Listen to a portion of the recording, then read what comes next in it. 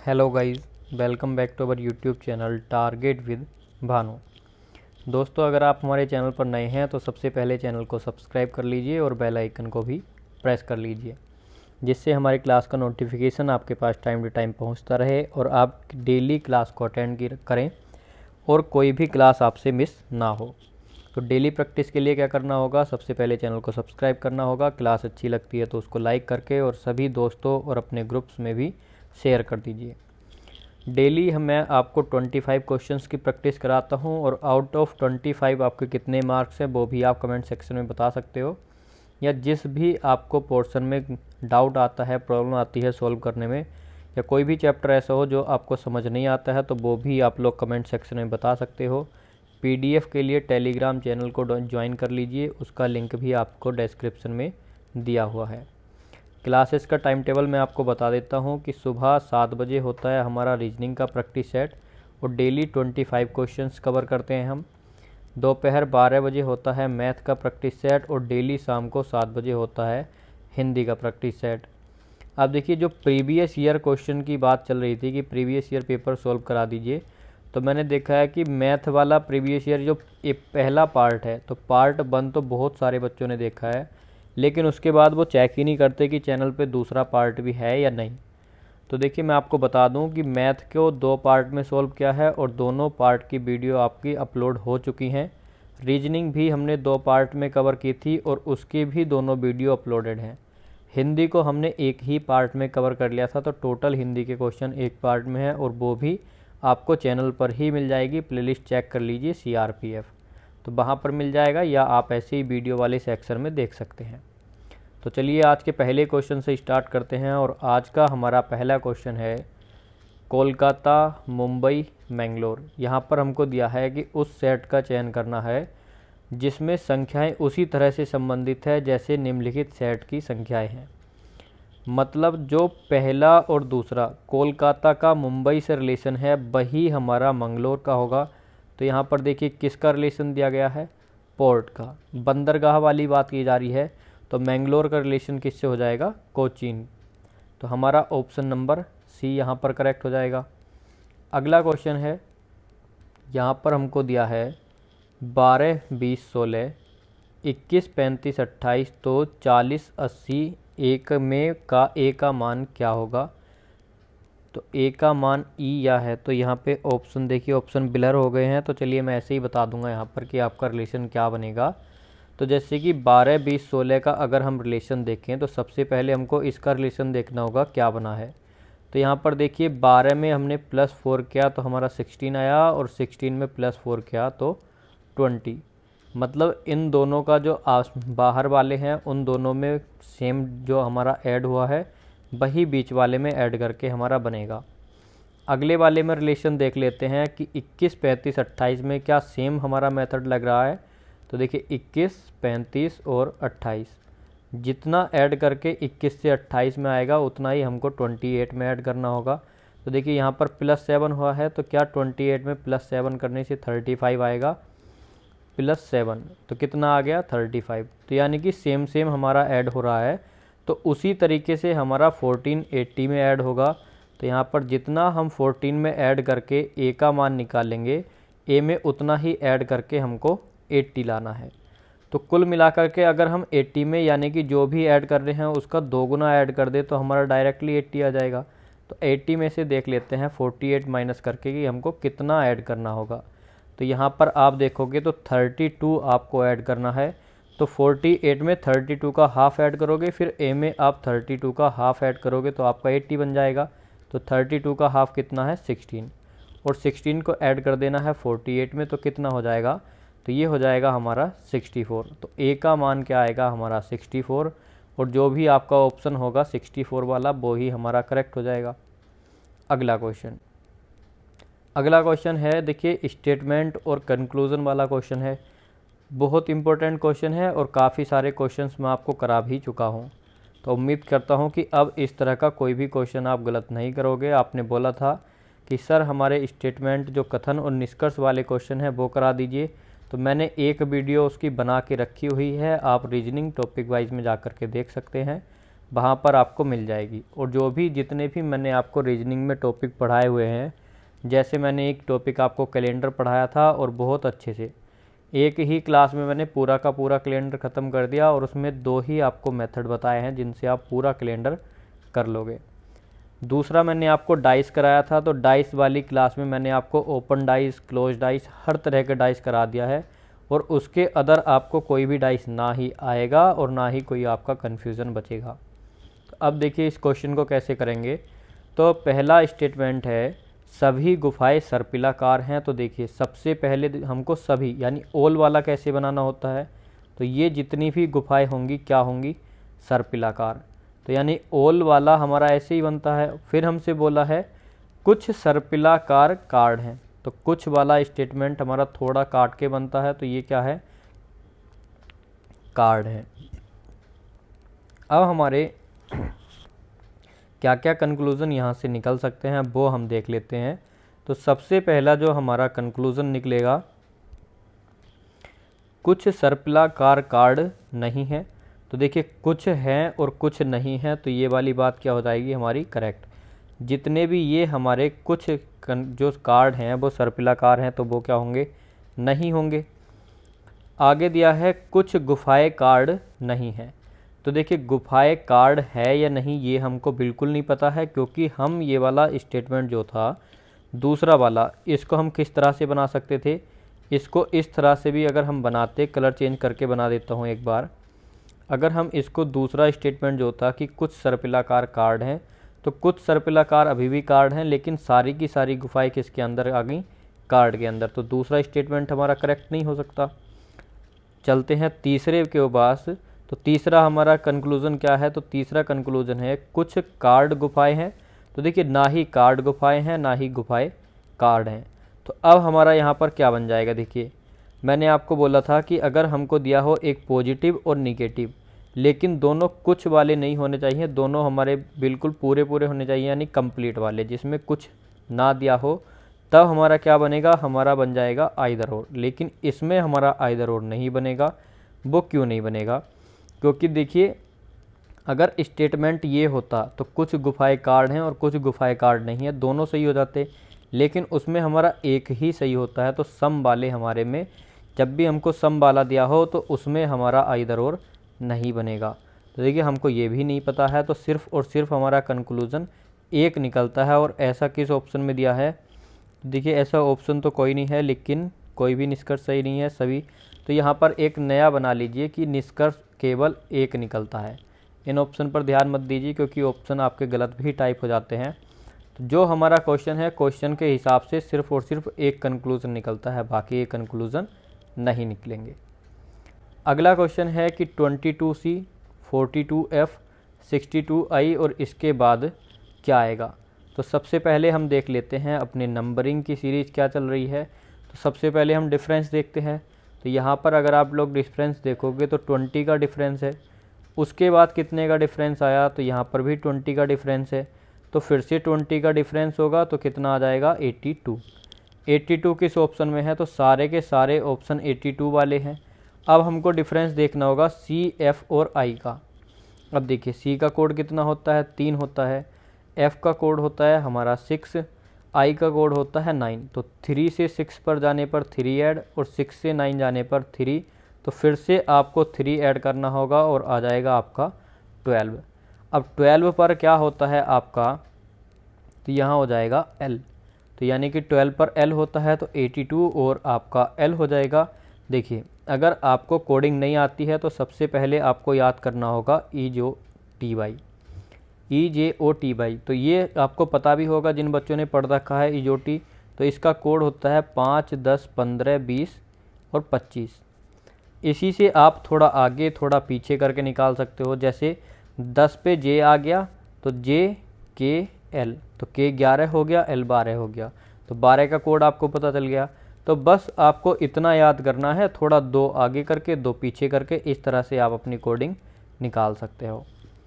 अगला क्वेश्चन क्या दिया है कि फ्लूट को लिखा है इस रूप में, तो हम हारमोनिका को क्या लिखेंगे।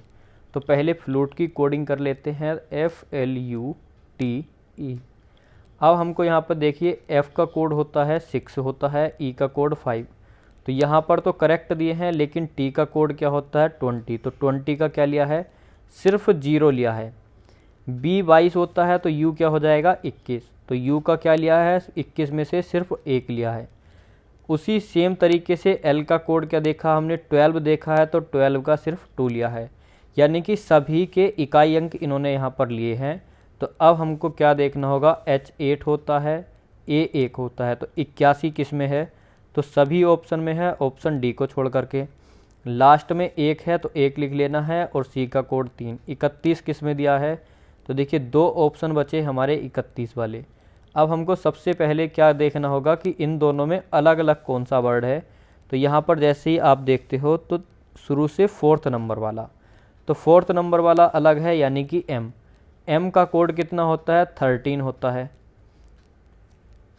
सॉरी 12 हो नहीं 13 ही होता है M का कोड। तो 13 का क्या लेंगे हम, 3 लेंगे। तो 3 कौन से ऑप्शन में दिया है, ऑप्शन नंबर बी। तो ये तो है क्वेश्चन को करने का तरीका।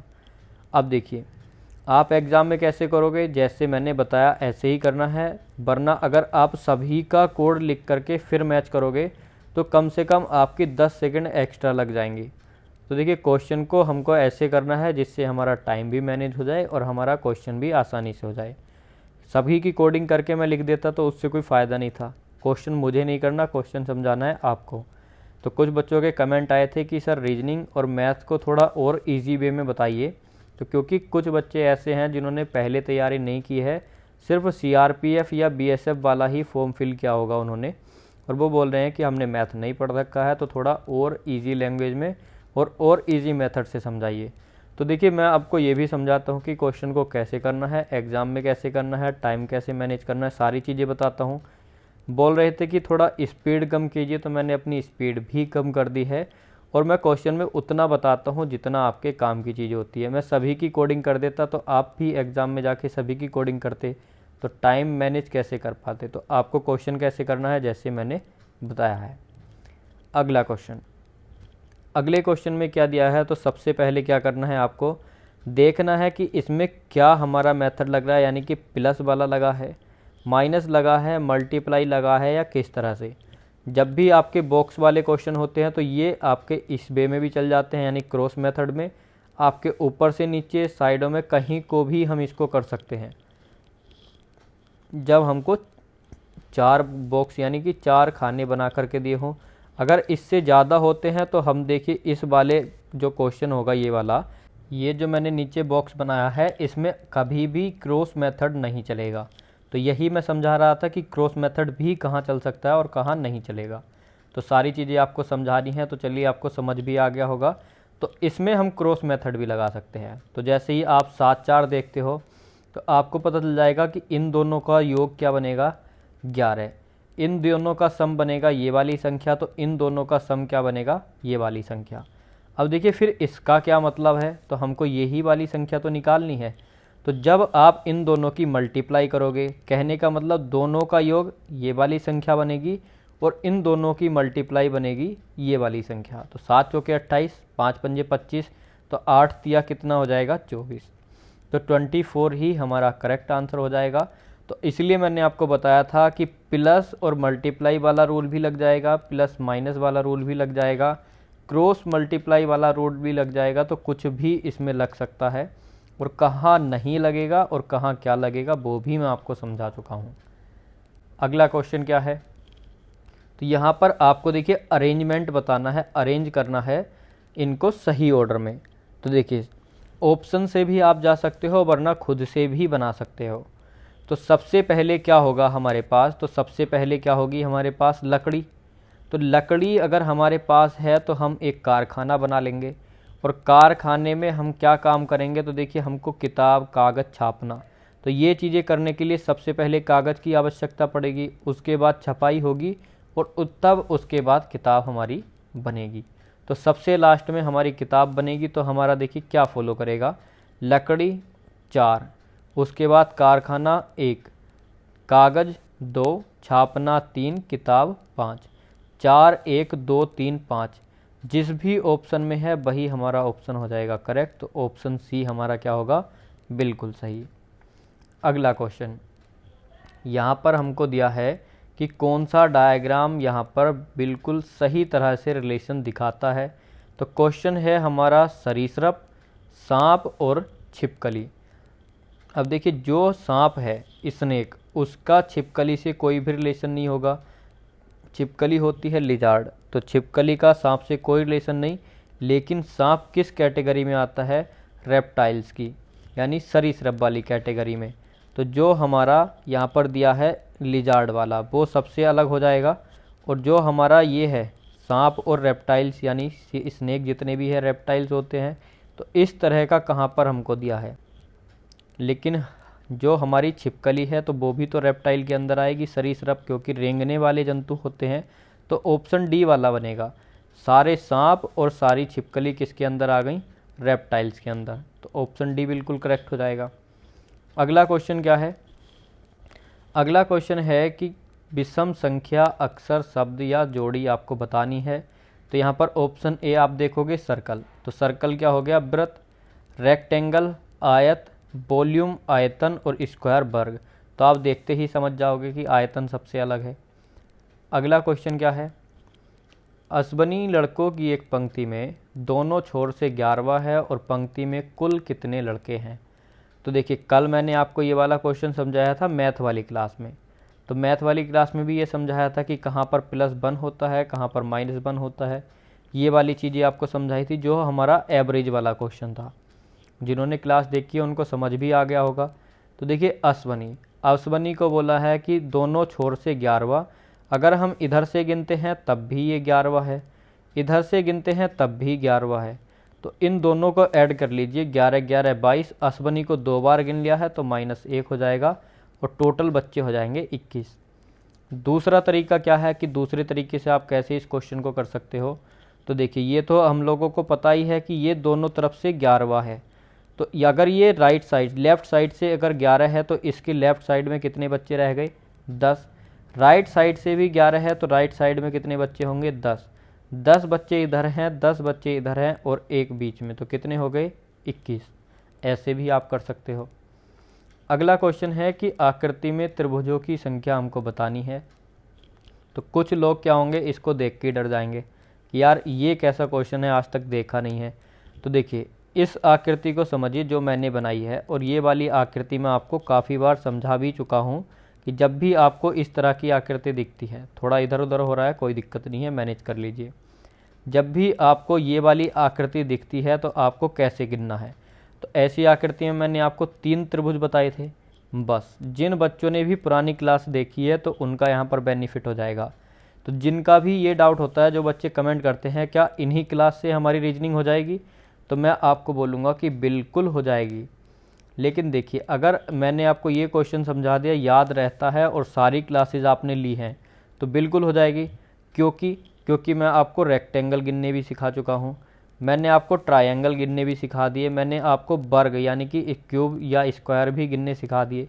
सारी चीज़ें तो मैं आपको धीरे धीरे सिखाते ही चला जा रहा हूँ। तो फिर तो आपको आकृति अलग से पढ़ने की कोई आवश्यकता है भी नहीं। मैंने आपको बताया था कि जब भी इस तरह की आकृति दिखी उसमें 3 होते हैं त्रिभुज, वो कैसे? तो देखिए, यहाँ पर मैं आपको दिखा देता हूँ। एक त्रिभुज ये हो गया, 2 ये हो गया और तीसरा हो गया सबसे बड़ा वाला। तो 3 त्रिभुज यहाँ पर हो गए। हर आकृति में 3 होंगे। इस आकृति में 3, इसमें 3 6, 3 9, 3 12, 12 3 15 और 15 3 18। तो ऑप्शन नंबर डी हमारा करेक्ट हो जाएगा, 18 त्रिभुज। इससे अलग आप कोई भी इसमें त्रिभुज नहीं निकाल सकते। तो कितनी आसानी से हमने यहाँ पर अपने सारे के सारे त्रिभुज काउंट कर लिए, पता भी नहीं चला। और ना ही हमको ऐसे गिनती करनी पड़ी 1 2 3 4 5, इस तरह से ही बिल्कुल नहीं। हमको सीधे सीधे पता था कि एक में 3 होते हैं, टोटल कितने हैं? 1 2 3 4 5 6। एक में 3 होते हैं, टोटल 6 हैं, 6 3 18। ऐसे भी आप कर सकते हो, जैसे आपको ठीक लगे वैसे आप कर लीजिएगा। अगला क्वेश्चन दिया है कि रेट को लिखा है 42, तो मैट को क्या लिखा जाएगा? तो यहाँ पर आप लोगों को बताना होगा, यदि रेट 42 बनता है तो मैट क्या होगा। तो ये आपके लिए है होमवर्क। डेली आपको होमवर्क मिलता है, तो इसका आपको आंसर देना है कमेंट सेक्शन में। और आपको देखिए पूर्ण रूप से लिख करके बताना होगा कि क्या लॉजिक इसमें लगा है और क्या क्वेश्चन है। तो क्वेश्चन नंबर डाल करके या क्वेश्चन नंबर भी ना डालो तो क्वेश्चन लिख के फिर उसका आंसर आपको देना है। अगला क्वेश्चन फिर से आपका स्टेटमेंट और एजम्पशन वाला है। डेली आपको एक स्टेटमेंट और एजम्पशन वाला क्वेश्चन मिलता है, तो इस क्वेश्चन को देखिए गलत बिल्कुल भी नहीं करना है, बस ध्यान ये रखना है कि जो हमको स्टेटमेंट दिया है उसी के बेस पर हमको अपना आंसर देना होता है। तो देखिए पढ़ लेते हैं कि स्टेटमेंट हमको क्या दिया गया है। तो स्टेटमेंट है बारिश में कमी फसल की विफलता का कारण है, कि अगर बारिश में कमी हुई है तो फसल क्या हो जाएगी, बेकार हो जाएगी। फसल की विफलता का कारण क्या है, बारिश में कमी। किसने कहा है, तो ये कहा है मौसम विज्ञानी कहते हैं। तो जो हमारे मेटेरियोलॉजिस्ट हैं, मेटेरियोलॉजिस्ट जो हमारे मौसम की खबर देते हैं, मौसम सूचना वाले जो होते हैं मौसम विज्ञानी, तो उन्होंने बताया है कि बारिश में कमी फसल की विफलता का कारण है। हमको देखिए अजम्पशन क्या दिए हैं वो पढ़ लेते हैं। फसल के लिए वर्षा आवश्यक है, तो बिल्कुल आवश्यक है। अगर वर्षा में कमी होगी तो फसल विफल हो जाएगी, तो इसका मतलब वर्षा का कहीं ना कहीं रोल ज़रूर है, और ऐसा हमसे स्टेटमेंट में कहा है। तो ये क्या हो जाएगा, बिल्कुल करेक्ट, कि बारिश फसल के लिए बारिश यानी वर्षा बहुत ही आवश्यक है। अब दूसरा हमको क्या दिया है, सिंचाई मुख्य रूप से वर्षा पर निर्भर करती है। तो देखिए अगर वर्षा पड़ेगी तो सिंचाई नहीं करनी पड़ेगी, और वर्षा नहीं पड़ेगी तो सिंचाई करनी पड़ेगी। तो सिंचाई भी क्या होगी, मुख्य रूप से वर्षा पर निर्भर होगी। तो क्योंकि कहीं ना कहीं वर्षा के अपोजिट वाला काम होगा, वर्षा हुई तो सिंचाई नहीं की और वर्षा नहीं हुई तो सिंचाई हुई, तो यानी कि इफ़ेक्ट पड़ रहा है सिंचाई पे भी। तो हमारे दोनों के दोनों करेक्ट हो जाएंगे।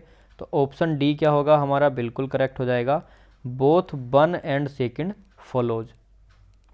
अगला क्वेश्चन है कि वेस्ट को बोला गया है नॉर्थ ईस्ट, तो साउथ को क्या बोलेंगे, या आप इसको ऐसे ही बोल सकते हो, वेस्ट जिस प्रकार नॉर्थ ईस्ट से संबंध रखता है तो वैसे ही साउथ का रिलेशन किस दिशा से होगा।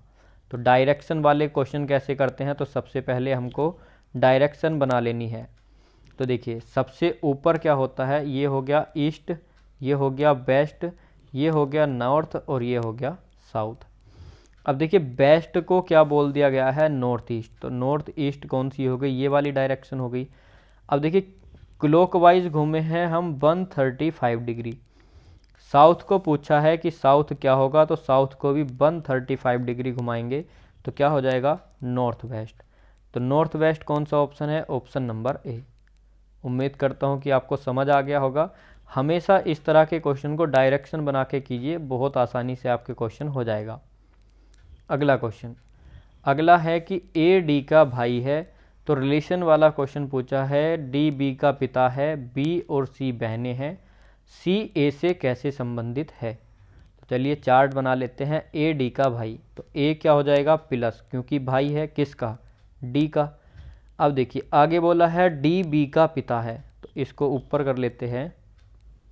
डी क्या है, बी का फादर, तो डी भी प्लस हो जाएगा लेकिन किसका, बी का। बी और सी बहनें हैं, तो दोनों माइनस हो जाएंगी क्योंकि ये बहनें हैं।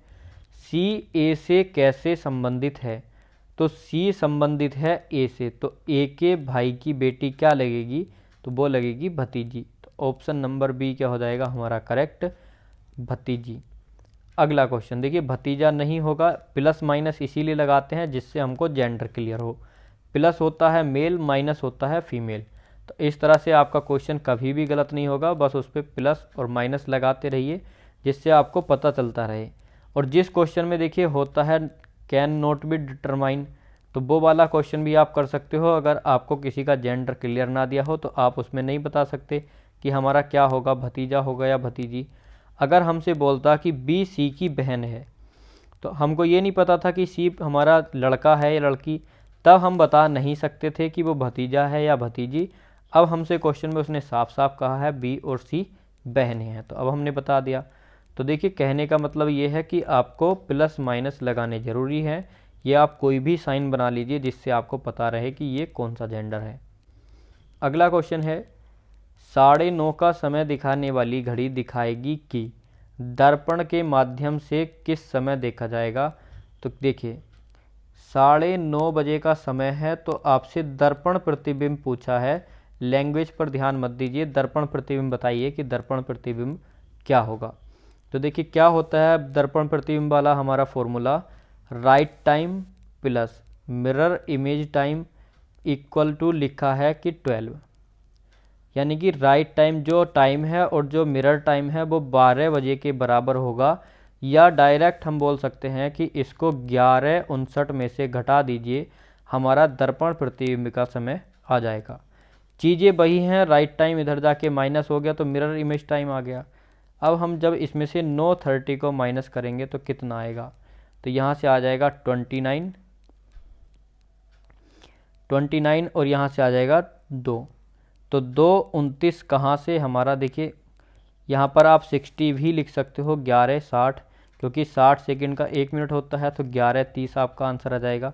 तो जिस तरह से आपको आंसर दिया है उस तरह से आप इसको निकाल लीजिए, क्योंकि पूरे 12 हमारा होता है, देखिए 12, तो 12 में से भी अगर आप घटा देते हो तो 1 मिनट इधर ले जानी पड़ेगी, और 1 मिनट में 60 सेकंड, और 60 सेकंड में से 30 सेकंड जाएंगे, आपके 30 बचेंगे, और यहाँ पर 11 बचेगा, तो 11 में से आपने 9 घटाया तो 2, तो 2:30 आपका दर्पण प्रतिबिंब का समय होगा, तो ऑप्शन बी आपका करेक्ट हो जाएगा। अगला क्वेश्चन दिया है स्टेटमेंट और कंक्लूजन वाला। तो देखिए स्टेटमेंट और कंक्लूजन, स्टेटमेंट एजप्शन, तो ये वाले क्वेश्चन मैं आपको ज़्यादा करा रहा हूँ क्योंकि इस तरह के क्वेश्चन ही गलत होते हैं, और आपने बोला भी था कि ये वाले क्वेश्चन ज़्यादा कराइए। आगे भी आपके जो पूछे हुए क्वेश्चन है वो ज़्यादा लेकर के आया हूँ, कम से कम आज आपको मिलेंगे 5 क्वेश्चन। 5 क्वेश्चन में आपकी प्रैक्टिस भी अच्छी हो जाएगी और आपको करने भी आ जाएंगे। अब देखिए क्या बताना है, तो स्टेटमेंट पढ़ लीजिए। स्टेटमेंट है, श्री एक्स कहते हैं कि सुबह उन्हें अच्छे विचार मिलते हैं। कोई एक्स है, किसी का नाम दे दिया, आप कुछ भी रख लीजिए, राहुल, गोपाल, गोलू, कुछ भी। तो श्री एक्स यानी मिस्टर एक्स कहते हैं सुबह के समय उन्हें अच्छे विचार मिलते हैं, और कंक्लूजन दिया है मिस्टर एक्स को केवल सुबह ही अच्छे विचार मिलते हैं। तो केवल ओनली वाला जब भी आए वो आ जाता है गलत। अगर आप ऐसे नहीं समझते हो तो मैं आपको बता दूं कि यहाँ पर देखिए क्या बोला है उन्होंने कि मुझे सुबह में अच्छे विचार मिलते हैं, और ऐसा नहीं है कि सुबह के अलावा शाम में, दोपहर में उनको अच्छे विचार नहीं मिलते, लेकिन सामान्यतः सुबह में मिलते हैं, लेकिन बाकी समय भी मिलते हैं। इसने बोला है कि केवल सुबह को ही मिलते हैं, तो पहला गलत हो गया। दूसरा, मिस्टर एक्स को शाम को विचार नहीं आते, तो ऐसा भी नहीं होगा, तो हमारा कोई सा भी फॉलो नहीं करता, तो neither one nor two follows. अगला क्वेश्चन है कि इस आकृति में कितने वृत्त हैं। तो देखिए थोड़ी सी आपको प्रॉब्लम होगी गिनने में, वो क्यों, तो देखिए प्रॉब्लम इसलिए होगी क्योंकि यहाँ पर कोई भी आपकी ट्रिक नहीं चलेगी, कोई भी रूल नहीं चलेगा, सिर्फ और सिर्फ आपको एक एक करके गिनने होंगे।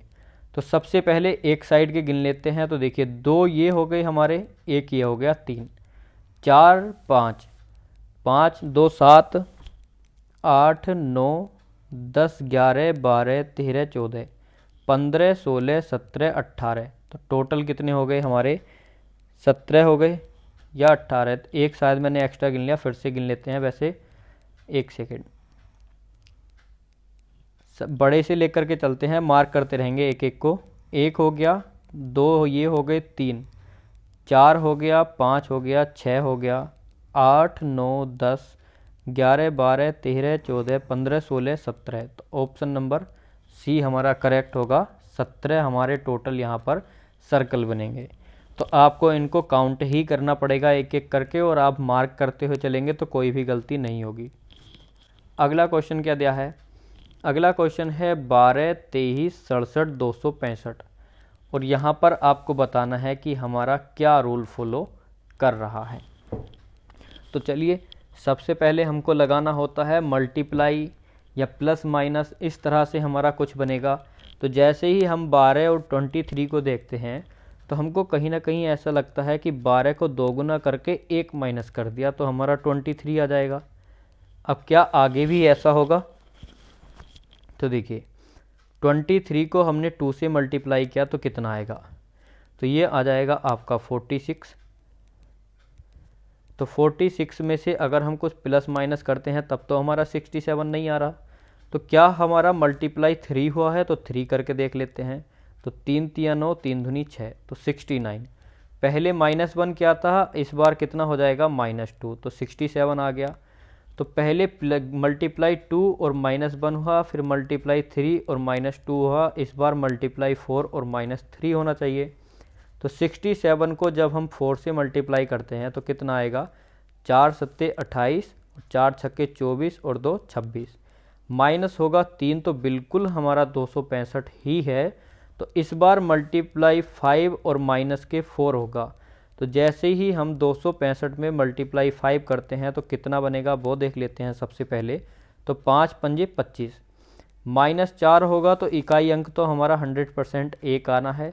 तो 3 ऑप्शन में हमको इकाई अंक दिया है, अब हमको मल्टीप्लाई करनी पड़ेगी। देखिए 5 पंजे 25 था, 2 हासिल के, 5 छंगे 30 और 2 32, दूसरे स्थान पर 2 होना चाहिए, तो बी ऑप्शन गया। अब हमारे 2 ऑप्शन बचते हैं। हासिल के कितने थे, 3, तो 5 दूनी 10 और 3 13, तो 1325 में से 4 गए तो 1321 हमारा आंसर होगा। तो ऑप्शन नंबर डी हमारा बिल्कुल करेक्ट हो जाएगा।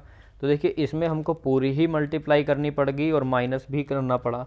अगर हमारा इकाई अंक से काम चल जाता तो हमको कोई मल्टीप्लाई करनी नहीं होती। तो इसलिए मैं आपको बताता हूँ कि आपको सारे मेथड लगा के देखने हैं कि कौन सा मेथड हमारा फॉलो करता है, कौन सा मेथड हमारा फॉलो नहीं करता। अगला क्वेश्चन क्या है, अगला क्वेश्चन हमको दिया है विज्ञान, गणित और जीव विज्ञान के बीच में आपको संबंध यानी रिलेशन क्रिएट करना है। तो इन ऑप्शंस में से कौन सा रिलेशन यहाँ पर हमारा बनेगा। तो देखिए जितनी जो भी हमारा बायोलॉजी वाला सब्जेक्ट है, तो बायोलॉजी वाला सब्जेक्ट किसके अंदर आ जाएगा, तो ये आ जाएगा हमारा साइंस के अंदर। अब जो हमारा मैथ बचता है तो मैथ तो बिल्कुल अलग ही हो जाएगा, मैथ का साइंस से कोई रिलेशन नहीं बनेगा, ना ही मैथ का बायोलॉजी से कोई रिलेशन बनेगा। तो कौन सा हमारा फॉलो करता है, ऑप्शन नंबर बी। अगला क्वेश्चन है औरत, माँ और डॉक्टर। तो देखिए जितनी भी हमारी माएँ होंगी तो सभी की सभी औरत होंगी, ये तो 100% क्लियर है, वुमन ही होंगी। अब देखिए कुछ माँ डॉक्टर हो सकती हैं और कुछ डॉक्टर मेल हो सकते हैं और कुछ औरतें भी डॉक्टर हो सकती हैं। ये वाला पोर्शन दिखाएगा कि कुछ महिलाएं जो माँ नहीं हैं वो डॉक्टर हैं, ये वाला पोर्शन दिखाएगा कि जो माँ महिलाएं हैं वो डॉक्टर हैं, और ये दिखाएगा कि जो हमारे मेल वाले हैं कि औरतें भी नहीं हैं और हमारी माँ भी नहीं है, तो यानी पुरुष बचे तो पुरुष भी डॉक्टर हो सकते हैं। तो ये वाला बिल्कुल हमारा करेक्ट बना है। तो इस तरह का कहाँ पर दिया है आप लोगों को, ऑप्शन नंबर सी में। तो ऑप्शन सी बिल्कुल करेक्ट हो जाएगा।